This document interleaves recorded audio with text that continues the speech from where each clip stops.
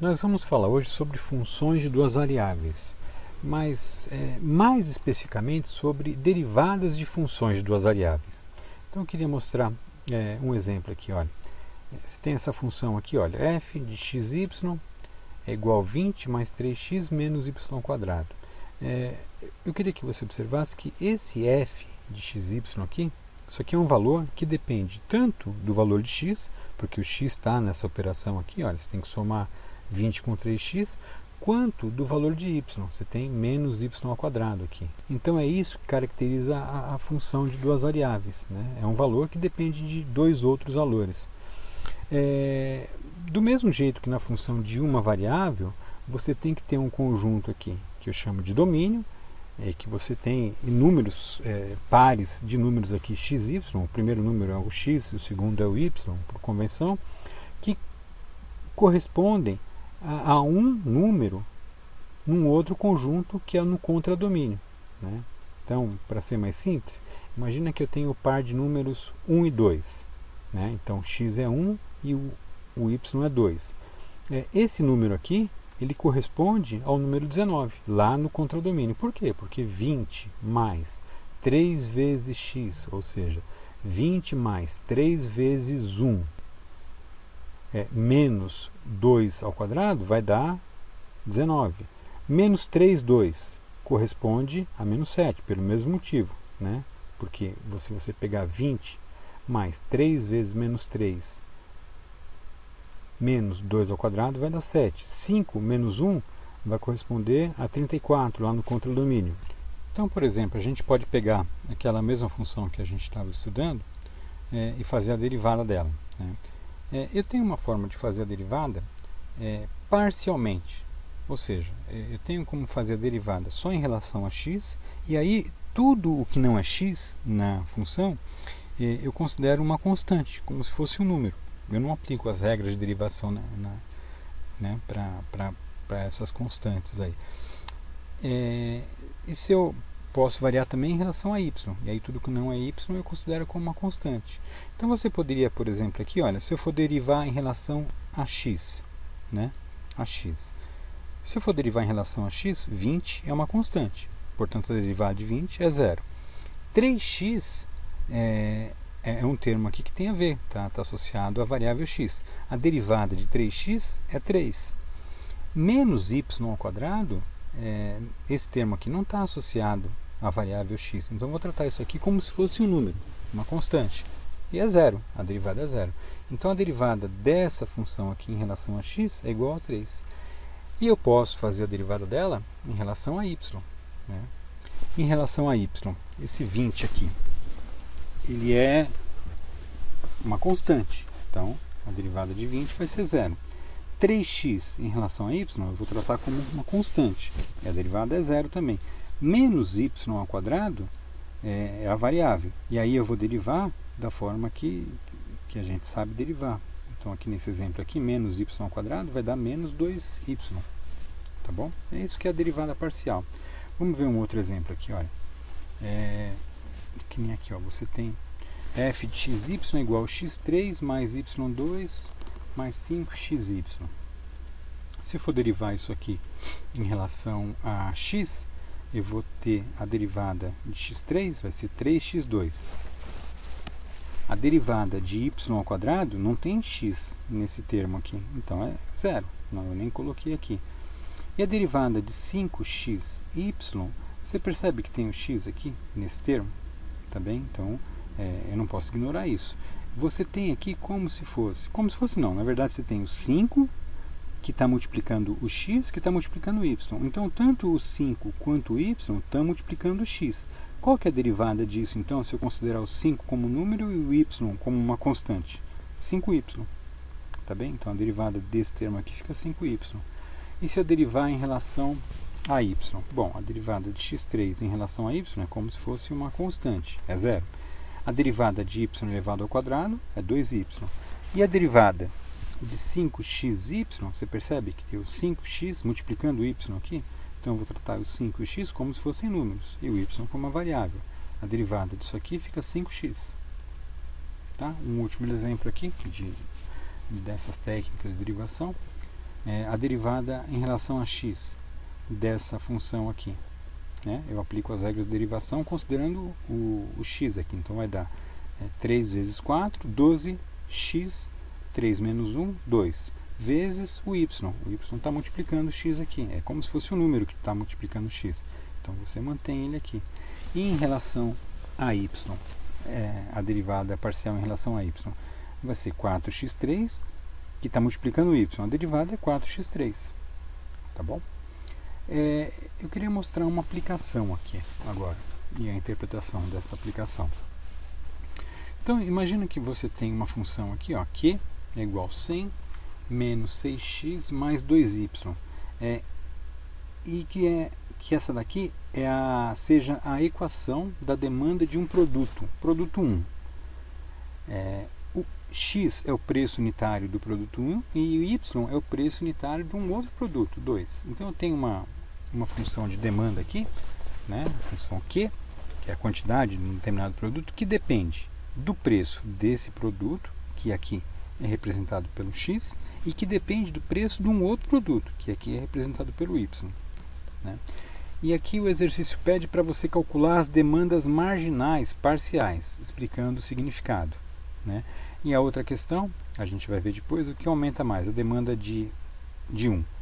Diminuir em uma unidade o preço unitário do produto 1, mantendo o preço do produto 2, ou aumentar em uma unidade o preço do produto 2, mantendo o preço do produto 1. Tá bem? Vamos por partes. Vamos primeiro calcular isso aqui, ó, as demandas marginais parciais dessa função de demanda aqui. Se você tem essa equação de demanda aqui, Q igual a 100 menos 6x mais 2y, a demanda marginal em relação a x é a derivada dessa função em relação a x.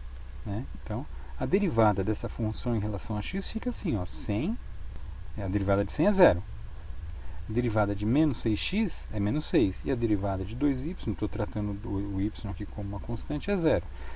A demanda marginal em relação a x é menos 6, que nada mais é que a derivada dessa função aqui em relação a x. A demanda marginal em relação a y é 2. Por quê? Se eu derivar em relação a y, a derivada de 100 aqui dá 0, a derivada de menos 6x dá 0 e a derivada de 2y dá 2. Tá bem? Agora, qual que é a interpretação disso aqui? Isso aqui quer dizer o seguinte, olha, demanda marginal ela corresponde à variação na demanda ocasionada por uma pequena variação no preço. Então, olha, se a demanda marginal de x é menos 6, isso quer dizer o seguinte, se eu aumentar o preço do produto 1, que é representado por x, se eu aumentar o preço do produto 1 em uma unidade, em R$1 que seja, eu vou ter uma queda da demanda de menos 6. Tá bem? E o que é que representa esse QY aqui? Ele é a demanda marginal em relação ao preço do produto 2, que é Y. Esse 2 aqui quer dizer que se eu aumentar em uma unidade o preço do produto 2, a demanda pelo produto 1 vai aumentar em 2 unidades. Essa fórmula aqui é a fórmula da demanda do produto 1. Então essa é a interpretação dessas demandas marginais aqui. Tá bem? E aí a gente tem condições aqui de responder a essa questão, né? O aumento de preço. O problema perguntava o seguinte, né? Vamos voltar uma tela aqui, ó. O que aumenta mais a demanda do produto 1? Diminuir em uma unidade o preço do produto 1, mantendo o preço do produto 2, ou aumentar em uma unidade o preço do produto 2, mantendo o preço do produto 1. Então, olha, olhando aqui, o que você vê? Se você alterar o preço do produto 1, a demanda vai variar em 6, ela vai cair 6. E se você mantendo o preço do produto 2, e se você mantiver o preço do produto 1 e aumentar uma unidade o preço do produto 2, a demanda vai aumentar em 2. Você percebe que altera muito mais aqui, mexer no preço do produto 1, né? Se aumentar o preço do produto 1 em uma unidade, faz a demanda cair em 6 unidades. Né? Você pode pensar nisso aqui de uma forma um pouco diferente, né? Bom, então quer dizer, você pode, não está errado pensar assim. Se você então, ao invés de aumentar uma unidade no preço do produto 1, você abaixar uma unidade, se você baixar o preço do produto 1 em R$1, você vai ter um aumento na demanda de 6 unidades. É só trocar o sinal, tá bem? Então, respondendo aqui, olha, a resposta é essa. O aumento de preço do produto 1 faz com que a demanda caia em 6, e o aumento do preço do produto 2 faz com que a demanda do produto suba em 1. Então, o que mais afeta a demanda aqui é a variação de preço do produto 1. Tá? E vamos para um último exemplo aqui de uma aplicação. Né? Então, imagina que uma empresa opera segundo essa função de produção de Cobb-Douglas aqui, né? Então, você tem uma função que te dá a produção aqui, né? De acordo com o K, que é representado pelo capital,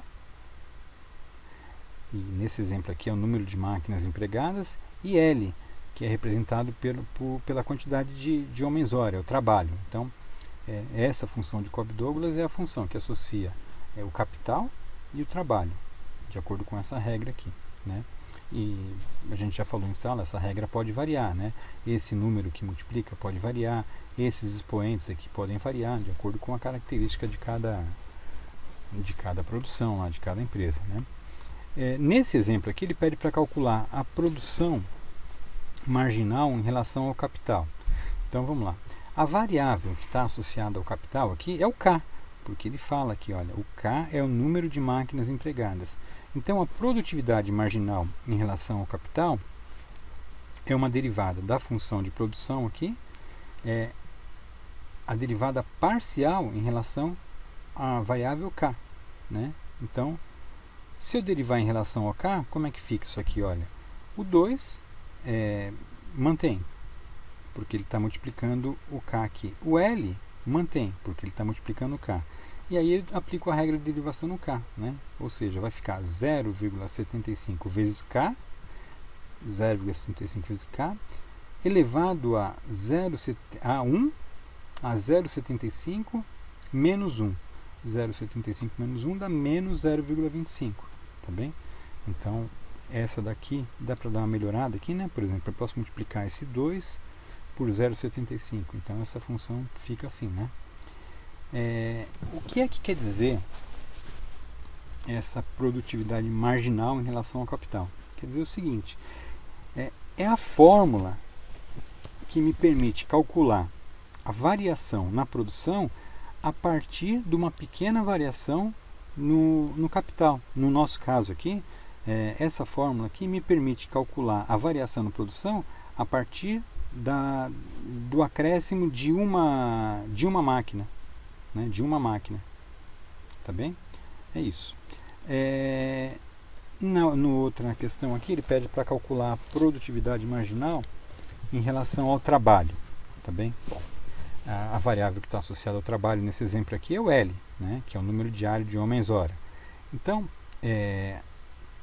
calcular essa fórmula nada mais é do que fazer a derivada dessa fórmula da produção aqui em relação à variável L. Né? Se eu fizer isso, eu vou ter aqui, ó, 2K elevado a 0,75. Você percebe que está todo mundo multiplicando o L aqui. Então eu mantenho isso aqui, ó, mantenho. E aí eu derivo o L. A derivada de L elevado a 0,25 dá 0,25L elevado a 0,25 menos 1, que dá 0,75 negativo. Né? Dá para melhorar um pouquinho aqui também, né? Se eu pegar esse 2 e multiplicar por 0,25, eu vou ter 0,5 vezes K elevado a 0,75 vezes L elevado a menos 0,75. Né? Então, essa fórmula permite, ela é a produtividade marginal em relação ao trabalho. Então, permite eu calcular a variação na produção a partir de uma pequena variação, na variação de uma unidade nessa quantidade de homens-hora aqui. Tá bem? E aí, nesse exemplo aqui, você tem essa questão aqui, né?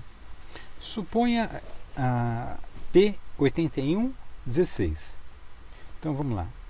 se a primeira variável é K, então a primeira variável é o número de máquinas. E a segunda variável, L, é o número de homens. Então eu tenho aqui, ó, se eu tiver 81 máquinas e 16 homens-hora trabalhando, o que aumenta mais a produção?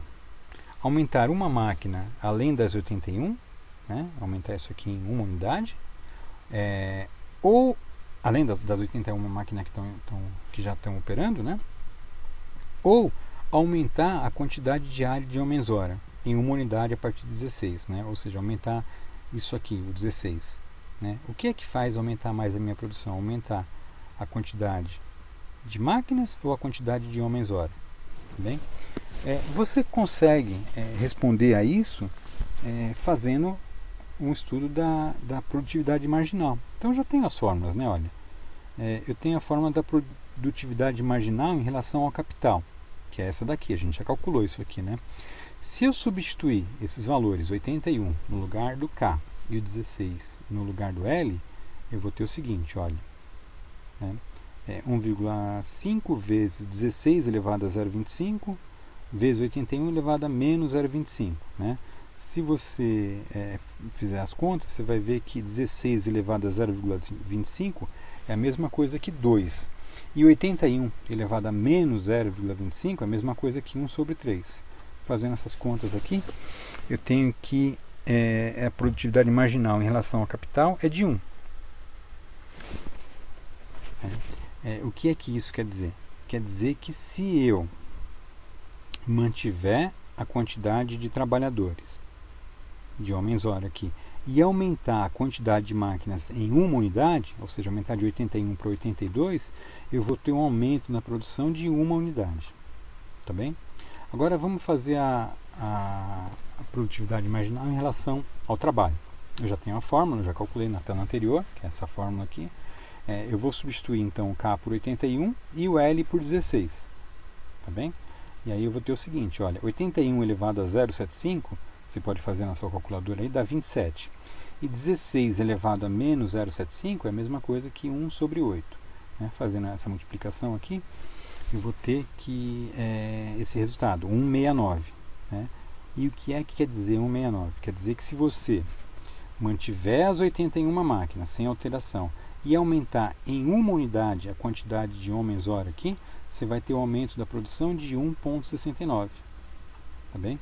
Então, a pergunta era o que aumenta mais a produção. O que aumenta mais a produção, de acordo com essa fórmula aqui, é aumentar a quantidade de homens-hora. Vai dar um aumento na produção de 1,69. Tá bem? É isso.